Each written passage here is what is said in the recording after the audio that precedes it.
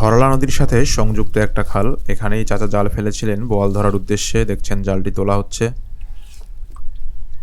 শুরুতে একটা কার্ফু মাছ, আমাদের এলাকায় এটাকে কার্ফু মাছ বলে, অনেক জায়গায় জাপানি মাছ কিংবা বিভিন্ন ধরনের নাম আছে। খুব সুন্দর কালারের একটা জাপানি মাছ দেখা যাচ্ছে।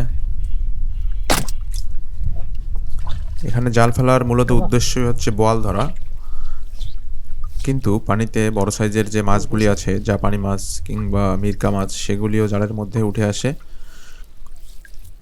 খালের এই অংশটা বেশ গভীর, তাই এখানে বোয়াল থাকার সম্ভাবনা অনেক বেশি। শেষ পর্যন্ত দেখতে থাকুন, আশা করি বোয়াল মাছ পাওয়া যাবে।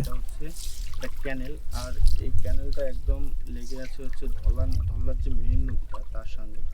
তো এটা কত সালে খনন করা হয়েছে এই ক্যানেলটা? বহু পুরানা, বহু পুরানা, 30-35, আরও বেশি হবে। মিনিমাম 40-45 বছর আগে এই ক্যানেলটা কিন্তু খোঁড়া হয়। তো এই জন্য হচ্ছে ক্যানেলটা কিছু কিছু জায়গায় হচ্ছে এভাবে পুকুরের আকৃতি নিয়ে নিতে এটাও তো খায়।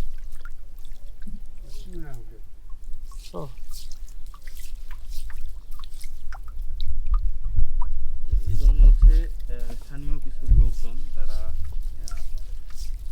ওনারা হচ্ছে একটা লিজ নিয়ে এভাবে মাছ ছাড়ে। তো নদীর মাছ মাঝে মাঝে এটা ঢুকে যায় এই দিক দিয়ে।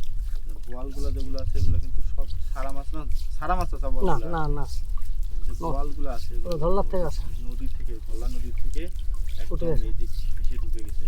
তো আজকে আমাদের অভিযান হচ্ছে বোয়াল এবং বড় যে মাছ, বড় মাপের যে মাছ আছে, মাছ থাকলে ইনশাল্লাহ এই জালের মধ্যে করতেই হবে।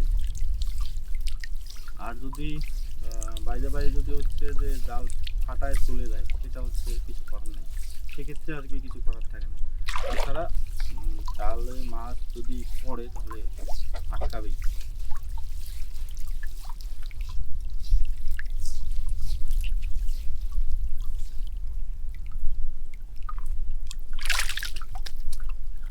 জাপানি সব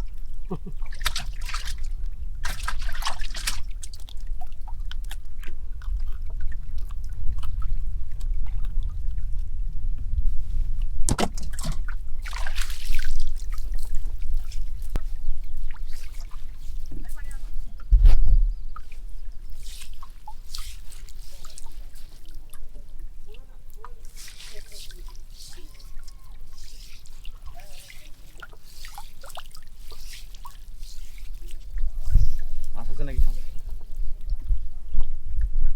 বোয়াল আছে, ওই যে দেখা যায়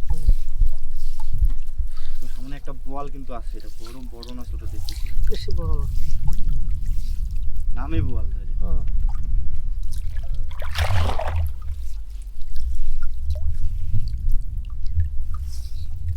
মোটামুটি বড়ই তো।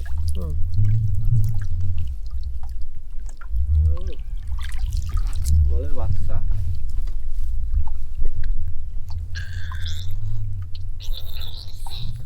পেটের মধ্যে কিন্তু খাবারই নেই জানি।